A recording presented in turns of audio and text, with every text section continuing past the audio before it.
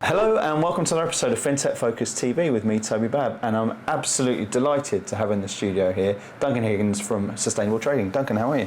Very good. Thanks for having me here, Toby. An absolute pleasure. You Boris biked over? I did. Whizzed over, yeah. Safe 5 minutes. Very nice and easy. Well, listen, it's lovely having you over here, and thanks for doing that little whistle-stop tour. Sustainable trading is something I think that everyone in the space has been hearing about for the last couple of years. You're a very well-known face in the arena. Memorable face. Memorable face. And everyone's got great things to say about you, which I love. And also what you're doing, which has been a great project. We've just come back from Paris, where you're out there, and the buzz around what you're doing and where it sits, I think, is something that everyone recognises the importance of. So I'm really thrilled to have you in here and thrilled to be talking about it and shining a bit more light on it and finding out a bit more about it myself as well. So with no further ado, Duncan, I always start with people give us a bit of introduction. So tell us a little bit about yourself and then give us the sort of elevator pitch of what sustainable trading are doing as well. Sure. Okay. Thanks, Toby. So I'm Duncan Higgins. I'm the founder and CEO of Sustainable Trading, which is a non-profit membership network working with firms in the global markets to help them make their businesses greener, more socially responsible. Before Sustainable Trading, I had a 25-year career across various different types of organisation, from bank to exchange to brokerage and technology provider. So I've worked even a small spell in a buy-side firm as well. So I've had a variety of different experiences across the industry, I post an acquisition of the previous firm I worked for. I was thinking of how I could have an impact from a climate perspective. Really, that was my initial driver. And through speaking to a variety of people around the industry, identified that there was a gap where there wasn't a sort of concerted effort underway within the industry to help drive out more sustainability. We had all of this action, all of this change going on from an investment perspective, but it hadn't really fed through to the trading industry, and that's where sustainable trading was born from. It's an incredible sort of the way you talk about that as well, because as you say, look, going through things, post an acquisition, etc. And there are people, as you say, who look at sustainability, ESG, etc., and say, yeah, we need to do something about that, but don't necessarily get behind it. What prompted you to say this is something which was it? And I guess there's always a commercial element to everything that comes alongside these sort of things. But I imagine, and having spoken to you before and listened to you speaking, etc., this is a passion play, right? With the commercial side of it that comes alongside it. What said this is something that we have to do, and this is the opportunity that we need to do it in? So I've been an environmentally aware person for a long period of time. In times in the past, maybe focusing on the wrong things, focusing on the small things rather than the bigger things, but which is a common thing that many people do. And one of our common contacts, Mike Green, who's from BMO, he talks about when we worked together before, being in the kitchen where I made someone take their rubbish out of a bin and sort it into the right recycling thing. Okay. So it's not something that's completely new, right? It's been something that's been in my mind for quite some time. Obviously, with the climate crisis has been increasing. News out today that there's been every day for the past year has been a record day from a sea surface temperatures, as an example. So all of this information just keeps piling up, and that led me to think about what I could do.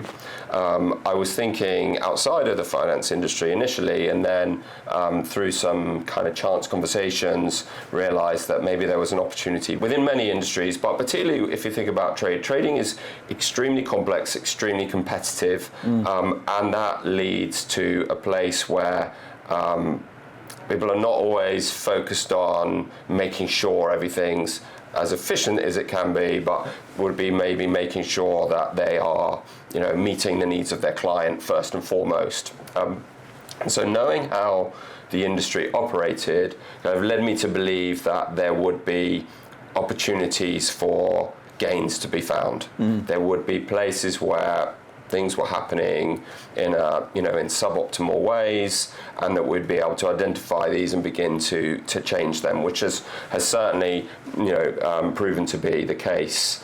I'd started talking to my network, so that career that I'd had and the clients that I'd worked with, the competitors that I knew, got me to a place where I was able to, during COVID, connect with large numbers of people, talk to them about. And this is when you launched it. So the idea was formed right at the end of 2020. So into 2021, we're in that second lockdown too, full lockdown. the really tough one that nobody enjoyed. The weather wasn't as good in the sea, was it? But I think it gave an interesting opportunity, because someone who already had contacts, you get in touch with people. They had time to talk.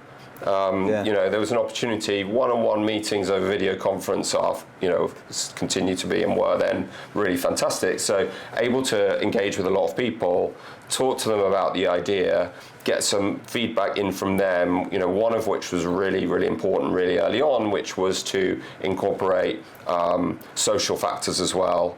And if you think about our industry and diversity, which I know is a focus of your organisation, that is something that that's a big priority for many people within the trading industry. And so, rounding it out by adding in some governance issues allowed us to be open to interest from a wider group of people across the industry. Talk to me about that sort of interest from the industry, because as you sort of alluded to before, look, trading is a high-pressured industry, and quite often that sort of has elements there where people will, have best intentions, but other things get in the way of it. I'm interested when you're there and you're knocking on the door with something which is incredibly important, but also something there which quite often people can be nodding dogs with, as opposed to actually sort of wanting to tick a box rather than sort of drive real change on it. Talk to us about the sort of reaction that people have had to it, because from the outside looking in, it seems like you've been able to sort of weave the magic dust on that, and people have been really receptive to it. I think all the way back to the beginning, the response was extremely positive about the idea. And that led to some early support from some people who are quite influential in the industry, which allowed us to gather more early support, and in the end we definitely exceeded our expectations when we launched in 2022, with 30 firms being involved from the outset. We've now been able to double that, and really importantly from my perspective, we're also reaching firms which I've had no historical relationship with, and sometimes knowledge of at all, coming to us, identifying what we're doing, and wanting to be part of it, wanting to play their role. And I think when you talk about that term, to tick a box, well, firstly, I'd love to get to the point in our industry where there is a box that has to be ticked. But we're not actually there yet. So there isn't an obligation to do this right now. So the people who are getting involved because they see that they should be making their firm better, making their business unit in their firm better, in order to meet their, look, it's a good thing to be doing anyway, but there should be a commercial purpose around it as well. Because if there's not a commercial purpose, things get deprioritized. So make people seeing that there's a commercial need as well, and think, okay, I'm doing this because I know that my clients are going to require it from me in the years to come. Or when we try and hire, are, the people who are coming in from an entry level perspective, or not, from other aspects, are wanting to see a greater sense of purpose in that organisation, a greater amount of respect to these challenges, and to make sure that they, through their involvement in the firm, are going to be contributing towards something better. And that's it, taking away the government-led or regulator-led actions that could come into the future in our area, and are already affecting firms within the broader industry, but just not at the micro level at the trading side. That's why I think people are getting involved. They want to make some positive change happen. Yeah. But they also see that they are doing that so that they can demonstrate which is a win-win to their clients, or to be able to improve their hiring capacity. Yeah, and those are the two main sort of pieces which come into it as benefits for people to be involved in there, right? Well, I think the regulatory side is important. Taking away the obvious benefits of improvement of every single aspect of sustainability, full stop. But for them and getting that message across and getting people to say, right, commercially we need to be involved in this. Those are the two predominant areas that you see benefit in. Yeah, there's definitely also cost opportunities. There's cost-cutting opportunities to be had. Yeah. If you identify that you've got too much capacity or something like that, you can scale back your infrastructure, then you can save some money through that. Mm-hmm. You do things more efficiently. It might lead you to be able to save a bit of money here and there. Yeah. So I think there's cost opportunity, but I think the predominant ones are the ability to demonstrate that you've got positive progress within your organisation, and have that be recognised by your clients or by employees. And tell me a little bit about the network itself and how it's all working through the community. How do people engage with each other? How are you engaging with them? How does that work and benefit, I guess, together? Yeah. So the approach that we embarked on was that we would work as a collective, so work with people coming from all the different firms with different experience and expertise, and then we would bring people together on a topic, and they would talk through, we'd research, we'd understand, and we'd come to a conclusion around actions that could be taken which would improve that firm from an environmental perspective or social perspective, how they could improve things from a diversity perspective or community engagement, things like that. So, but all like individual practical changes that a firm could implement, sort of bite-sized change that they could make. So we worked across 6 different topic areas. So we had technology infrastructure, obviously extremely important for our industry, huge amounts of technology being deployed to make our markets work. Other environmental business practices, diversity, equity, inclusion, community engagement, employee well-being, which is something that I think is becoming increasingly important to organisations, and then governance around operating a trading desk. Yeah. And so we ran a set of 6 work streams, 6 working groups. We would bring people together every few weeks. We would, tackle new topics, delve in more deeply. We did a whole lot of questionnaires at the beginning on each of these six areas that our members completed, so that we had a good understanding of what was being done within firms, what was working well, where there were maybe some gaps, where we could find some consensus, and allowed us to build out this set of practices. Alongside that is a way of being able to measure the implementation of the practice, so that you can track your progress. And over time, that can be useful to be able to communicate with clients about how well you're doing, and but initially for that firm to be able to understand, okay, where do I sit? What am I doing? I can track each incremental thing that I do. I can get an understanding of where I sit versus others in the industry. Am I a long way behind? Am I a long way ahead? How should I be getting, can I get some benefit in terms of client engagement out of the progress that I'm making? And so that was how we intended and how we sort of executed our first phase of work, which was to build that initial set of practices to build a measurement framework around that. What we've recognized since then is for new members or maybe less developed members, it's a big ask for them to go from just learning about this, wanting to make some change happen in their organization, and be presented with a 100-page best practices document and a way of capturing 200 metrics. Yeah. Right. It's quite a lot to move from little to what could be seen as an overwhelming amount of content. Yeah. So one of the things that we're working with our members now and is to build a kind of roadmap or a pathway for them to be able to gradually improve in a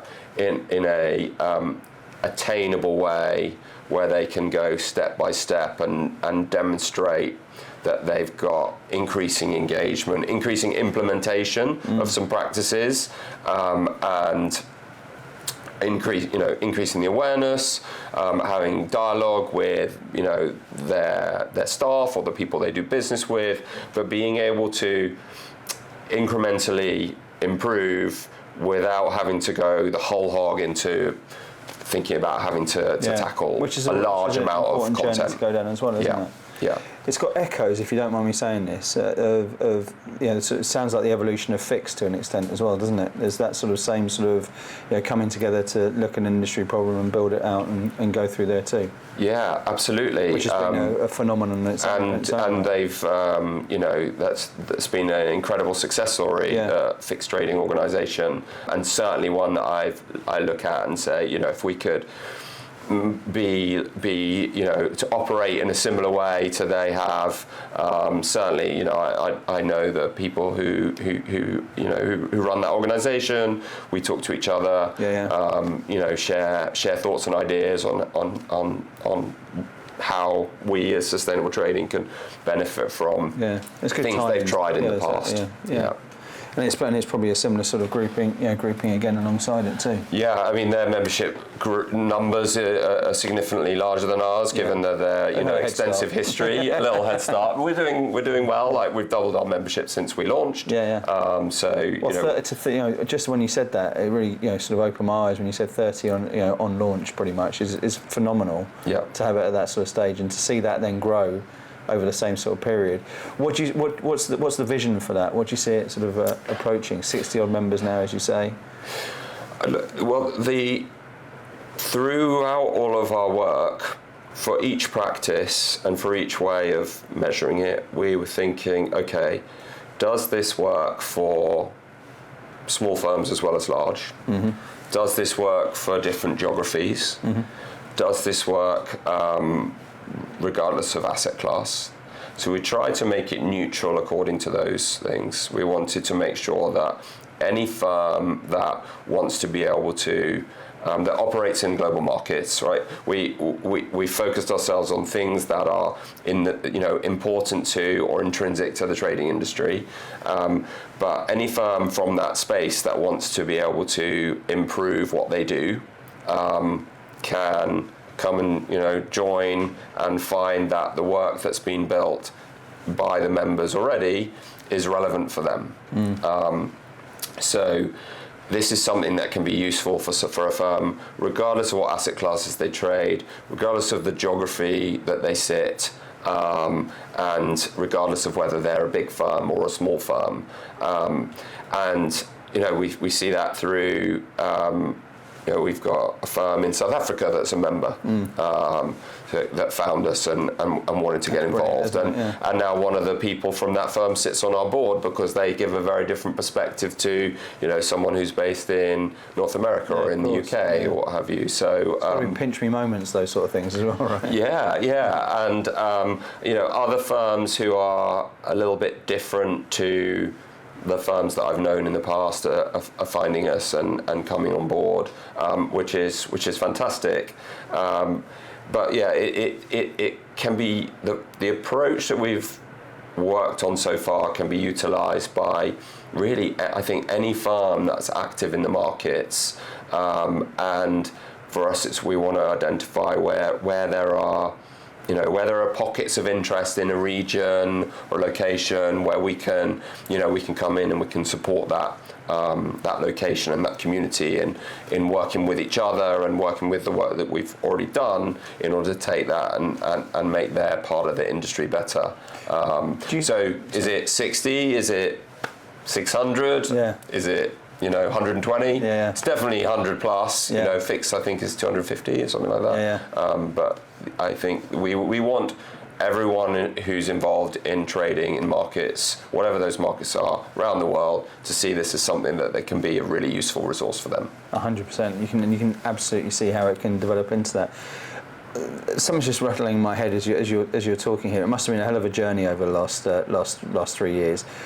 What would you say some of your biggest learns are from that sort of experience? Either, on the ESG side of things, which I imagine your eyes have been, widened even further than they were before, from something which you've always been interested in and been, had an eye on, to what you must have, once you peel back the lid on it, there's a lot more behind it, right, as well, through to actually building a business of this sort of, size and scale, because as you say, it's very different from the background you've had today.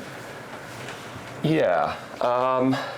So I think just thinking about that second question first, maybe in my previous two main roles within trading, in both organisations, we were looking to try to change the market. Yeah. And we were very much not. I was at Turquoise from startup, so at the point in time where there was not a significant amount of competition for the exchanges that were operating then. Changed and quickly, then, didn't it then? ITG as well, agency brokerage, not providing research, trying to operate in a market which was very, very research-led with execution. And so I think operating in those two firms probably allowed me to, build some of the skills around, resilience, maybe a bit of patience, maybe a bit of impatience in terms of trying to change things within a marketplace. So I think that's definitely helped me. But there are, absolutely challenges. I think one of the things that was interesting is not to assume that something takes place because it makes sense. Or it seems logical. Common sense versus common practice, isn't it? Absolutely. And we were bringing the right groups of people together in order to identify some of those things. Bringing together the operators of data centers with the users of data centers to find out where there was a mismatch in terms of some of the actions that were being taken by each of those organisations, and ways in which they could, work together in order to help things improve for both.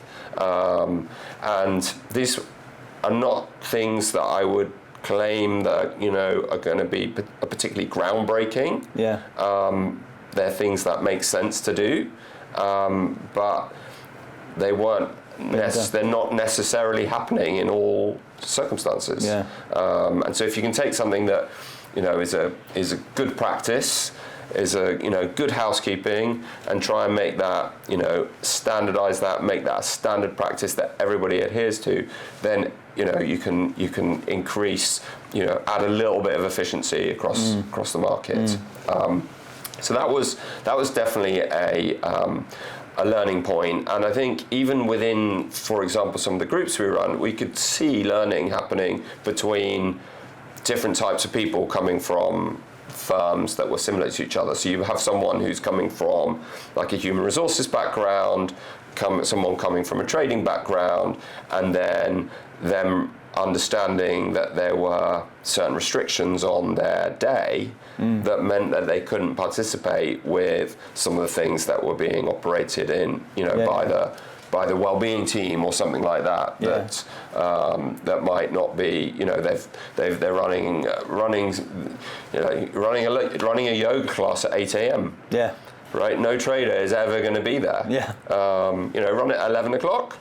Then people who want to do that, and that's going to help, maybe have the freedom to be able to do so. It's really interesting you say that, isn't it? Because there's always sort of like, committees who are there to do the right sort of things, and they try and do the right sort of things, but actually the practicality of it is about communication. Yeah. And I think the really interesting thing for me, 24 years ago when I started in this space, it was so much mistrust between organisations, and the whole idea of community full stop was just, it just wouldn't have taken off at that sort of stage. And I think with advances, both I guess socially, but also technology-wise, and the whole concept of interoperability and sharing things to get better, etc., etc. I think we're living in the perfect time for this sort of thing, which can drive change at a far greater pace when you're actually listening to that and putting people together who can hear different points of view, and actually carving the time out for this sort of thing is quite often the prohibitor to actual advancement within it. Everyone, as we said right from the start, everyone's busy, everyone's got targets, everyone's under pressure, everyone wants to do the right thing, but can they actually get themselves into a position to do that, and then I guess apportion the time to be able to get to that sort of phase. But sometimes when you're out of that and you're forced into that situation, and that's what you're there for within that sort of space, and you're hearing different standpoints, that can have an exponential change and I guess increasing the velocity of how these sort of things can happen. Yeah, and I think one of the things that what we're doing is increasing awareness generally. Yeah. So if someone is attending something that we do, and they come once a month for an hour to something, or for 45 minutes, or whatever that we're running a session for, what they think about and learn about there might just give them ideas about other areas that they're operating in as well. Yeah, so it's not saying we want to limit what you do to what we're talking about, but let's talk about some things. Yeah. Let's like one of our practices, which we might well be trying to work to make kind of like market standard, would be that people don't bring printed presentation materials that are bound front and back with plastic and a wire ring to every meeting that they go to, because everybody's meeting rooms to the main have got screens. People have got a way of being able to put content onto those screens. Yeah. It does sound antiquated now, doesn't it? Yeah. Well, it still happens, right? Yeah. People still travel around doing road trips with bags full of those things. Yeah. If you've got any client-specific content in any of those, then and you've created too many for that client meeting, then they're instant waste. Yeah. And by for this, the small tangible impact that has would be, the reduced paper use, the reduced plastic use, but the intangible is every single time someone is going to go and have a meeting, they've got to confirm that they'll be able to deliver a digital presentation, and that creates conversation, it creates thought, it creates awareness. Yeah. Maybe makes that person think, oh, maybe we should do that within our organisation. If enough of your clients are telling you don't bring in hard copy presentations, bring in digital, probably start doing it for all your clients. Yeah. And then it's just the assumption that comes on from there, isn't it? Yeah. That's the way it changes, and that's how. Yeah, I mean, even now down to the whole concept of business cards, right? And you're seeing people being able to scan and connect on LinkedIn and do things differently around that's the way. There is definite progress, I think, in the way people are thinking about all sorts of aspects of things, and that's great to see. There's one thing with a business card though that I miss, which is that. You're not going to go an American Psycho on me now, are you? No, you don't. You don't walk home with a pocket full of to-do list. That's true. Right? That's when true, if yeah. you were getting business cards from people that you met, you put them exactly in your what to pocket, do. you arrive back at your desk after you've come back from your trip, and suddenly you there's your to-do list there and then. You just work through them. It's got to work a little bit more digitally these days. Making sure that, well, I mean, either now making sure you take a note, but ideally there would be a way of, there should be an app for that, right? You can do it. I mean, there are apps to an extent for it, but that LinkedIn piece where you can actually scan someone's LinkedIn and immediately get onto it, and then go back through your contacts in the same sort of way. Yeah, the most recent people you've connected with. So it's not it's not quite the same as as the old school of having everything out there in your little flip file of business cards that we used to have. Yeah. But it's definitely changing. Talk to me. You mentioned as well about the. Or the other side of the question, which is what you've learned from peeling back the lid on sustainability as a whole. 3 years of being heavily into the thing. What I mean, it's a big question, isn't it? But what should we be worried about at the moment? So, I think some of the emerging topics that we're looking at, like every firm, is looking at what does AI mean? Except looking at it from a different lens. Yeah. Right. What's the environmental impact of that? What's the additional environmental footprint of a whole load of firms thinking about how they operate AI with a whole load of data and do new things with that? And so already trying to have some thinking and some dialogue around that without being at a point where we can set out, okay, here's what good practice looks like necessarily, making sure that there's a space for people to learn, for where if there's organizations out there that have a good approach to those things, having them come in, be able to share to our group on how they think about that. We had actually some of our members did a session on digital assets.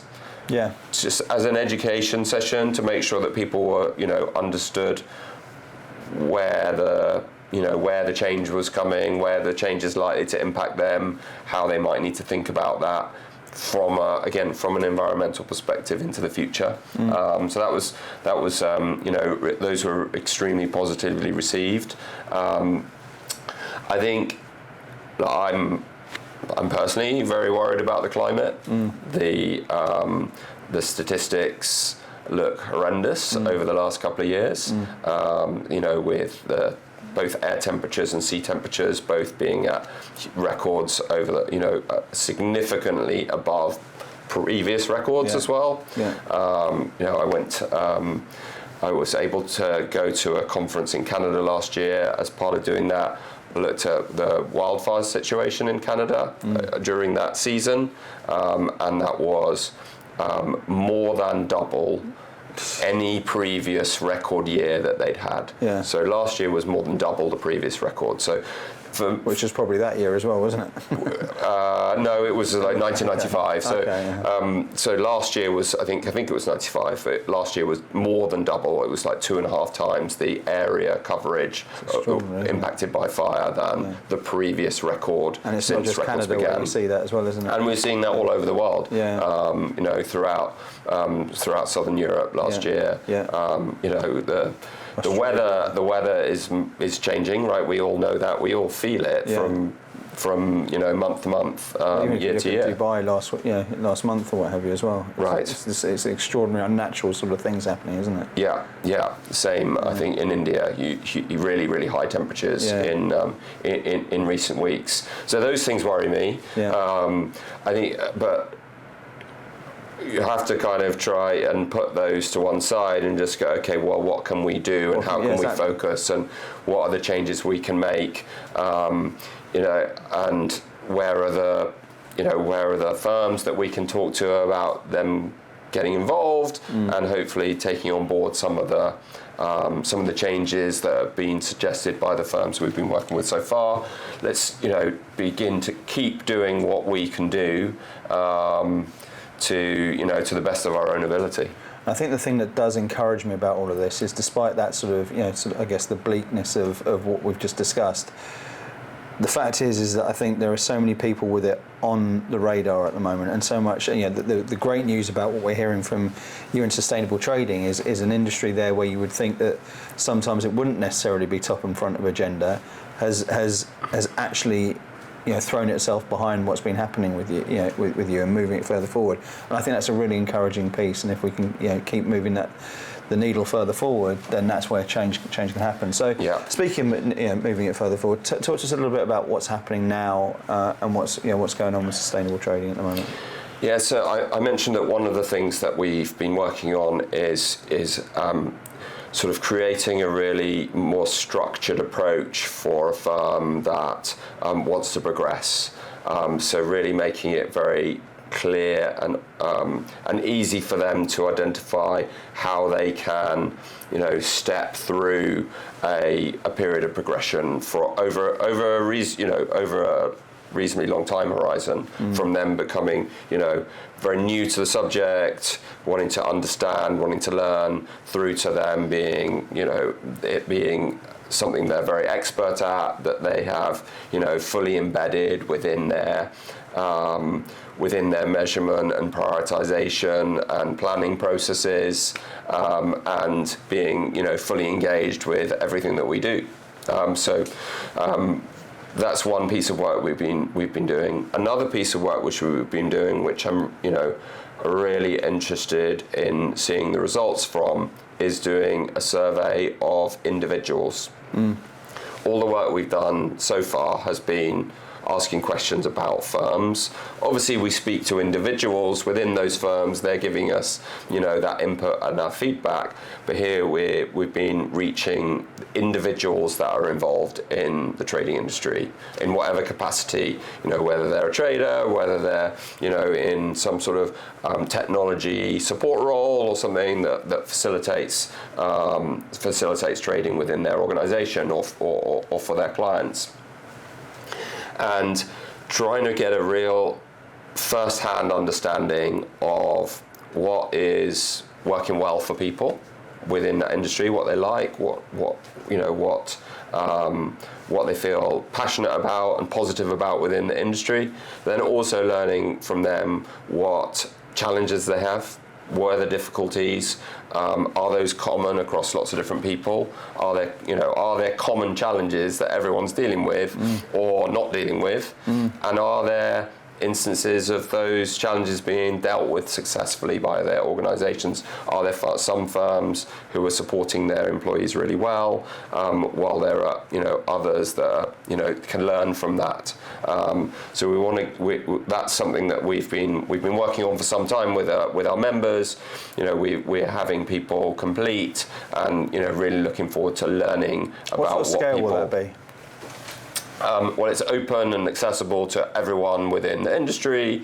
It really depends on how good our reach is from a marketing perspective. I'd hope that we have... I'll go back to my desk and retweet it. yeah, exactly. I'd hope that it will be in the many hundreds, possibly into the thousands of responses, which will give us a really good picture. But it's as well as being quantitative, so we get information back based on the numbers. It's also, there's lots of opportunity for qualitative feedback. So we'll hear directly from people about their experience and what's worked and what hasn't, and what importantly what they would like to see change as well. So if we can learn from a wide population on what they would like to see change in the industry, it might be something that we can affect as an industry together. And what do you think it looks like if we sort of shoot down the road another 5 years or so? What would your dream be for sustainable trading?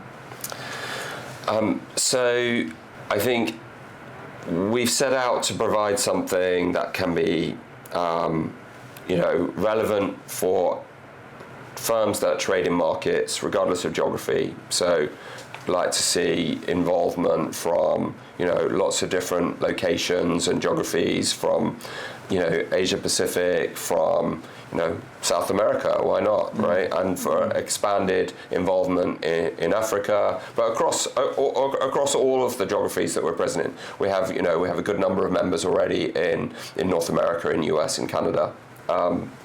So really to have, some broad geographic involvement in what we do. Again, have that involvement really be embedded regardless of the asset class that's being traded. So have lots of different people involved from lots of different firms involved with lots of different people who operate in different asset classes. A strong member network that contributes to the ongoing evolution and development of a set of practices that can be utilised by all the firms in the network. And really importantly, for that process to play a part in the relationship management process between client and provider. So it becomes an important thing for you to demonstrate to your clients that you're progressing. And when that time comes, because that time will come, and I think that time will come in that period of time you talked about, in that 5 years, it will be really important to show your client very clearly how you're contributing to a better world, a better trading industry. When that comes, firms that use our approach to it will find it a very, very efficient way of operating. Yeah. Because we're doing it together, right? We're doing it as a collective. We're, getting the minds of lots of different people and lots of different firms and getting their best ideas and turning those into practical changes that can be made. And through that, you make it a lot easier for everyone to be able to operate. If we can do it together. I'm conscious not to be naive here, but it feels to me like there's been some real progress in recent years. I mean, I'm going to sort of embarrass myself a little bit here and talk about an example which we had where someone, all the time you've been talking, there's someone who's been chirping in the back of my head, which is a lady who I interviewed maybe 10 years ago to join us in the early stages of our business, and she was fantastic. And she's actually now a client of ours, so our paths have now crossed a little bit later on. And one of the final questions she asked us in an interview was one which I hadn't had before at that sort of stage, which was she was very probably ahead of the curve at that sort of stage, but very, very passionate about ESG at that time as well. And she asked us about our policies and such like, and I had nothing. And I think I maybe mumbled something about a recycling bin, but that was about as good as I got at that sort of stage. And I'm quite proud of where we've come over that sort of stage. But I look back at it then, and it just wasn't on the whilst it should have been, it wasn't on the menu and on the map. Yeah. And when I look at things now to see it take such a prominent position, at trade tech, for example, for it to be an industry recognised piece. If I look at the recruitment industry and I see which businesses have gone through the hyper growth phase over the last couple of years, it's green tech and sustainability based recruiters, etc., right. Renewables, every single aspect of it, consultancies in a similar sort of fashion. I think that's progress. I think that's exciting. Yeah. You in the same sort of boat, or are you still furious with what's not happening? I think a bit or a mixture of both. we can always do more. Yeah, of course. But the subjects are becoming more and more important to more and more people. Yeah. And those people who it's becoming important to are going to be your clients, or they're going to be your employees, or your potential employees. Yeah. And they will turn down jobs, they'll move jobs. As we spoke about, I don't think it was the defining factor of it, but it was definitely at that sort of stage, but it should have been, in honesty with that. I speak to people who are planning to move companies because they think their organisation's not doing enough, and it doesn't sit with their own personal values, and to go to an extent where they choosing to leave a firm because of that issue. So these are going to become more and more. It's going to become more and more important. So for any firm who sees that importance coming down the road, wants to get ahead of it, they should get involved with what we're doing. There's a fantastic lady called Isla Eckhoff out in the States, who was at BlackRock for many years, and I've been on panels with her talking about sort of the industry and the future of the industry and all this sort of stuff, and she's very passionate about lots of different things, but she has a disability, and one of the things she's always talks about is the gender imbalance within the sector, and she talks about how you make a change, and she always talks about hit them in the pocket. So she said, if you want to make a change, take away their bonus, and that's going to make the changes from it if it's not not adhering to it. And I think when you talk about this, and you're making it very clear to people that yes, this is a moral responsibility, but I think when you're aligning that alongside it to the fact there that to attract, engage and retain the best talent is going to be absolutely fundamental in the next 5 years. I'm convinced of it, for businesses to separate themselves from the good and the great. I've always thought that anyway. But then alongside it as well, to say, your customers there are going to be wanting to see this, and you're going to lose out on business from that if you're not making these moves now. It suddenly becomes an even greater responsibility. It's a it moves from something which you want to do to a responsibility which you have to do for your business, and I think that's only a good thing, right? Absolutely. And the session that we had at Trade Tech recently, the panelists talked about those very things. Yeah. That this is something that is coming, so people should be getting themselves ready for it. Ahead of the curve. Yeah. So Duncan, people who are watching this and want to find out more about sustainable trading, want to hear more about how they can get involved, and want to get in touch with you, what's the best way for them to come out and achieve that? Start with our website. Search sustainable trading, they'll find it, or find us on LinkedIn. Sustainable trading, me, let's have a conversation about what's happening in their organisation, and what's happening with sustainable trading, and how we might be able to help them. We love having new firms join. New firms bring new people with new expertise, new experience, new ideas. They show us how things could be done better, and we can bring that together for the benefit of all of the firms who are involved. And everyone's learning from everyone, which is the best part of it. Absolutely. And you don't need to be an expert to contribute either. Yeah. You just need to be interested. If you're interested, you'll be there. You'll be showing up. You'll be learning. You'll be understanding what happens in your organisation, and you'll be coming back a month later, a month after that, with a suggestion that's come from the things you found out. We've absolutely found out, and that's something that many of our members have said to us, is that they have felt like they've been able to really contribute when they weren't someone who had expertise in that subject at the start. Just one final thing. You mentioned something almost as a sort of default thing earlier on, where you talked about the attraction piece and young people being sort of the natural go-to for where they wanted to do where they wanted to work with regards to sustainability. Are you seeing this is a when you're talking to people, there's a difference in generations about how people are investing themselves into sustainable trading? Is it a younger crowd who you're generally talking to? I'm going to the demographic that we're in Paris with, and it wasn't necessarily along that sort of grouping. But what's the uptake like from all levels? The people who are involved in the work that we do come from a full spectrum. From people who have been 6 months into their first job in finance, through to people who've had 30, 35 years of involvement in trading through their firms that they've been employed by. So we've got a really big spectrum. I think sometimes the motivation from those different people can be a little bit different.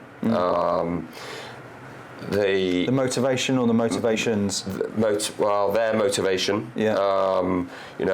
So someone who may be older, later in their career, may be thinking about, how they can contribute to change for the benefit of the next generation, of their children and their children's peers. Yeah.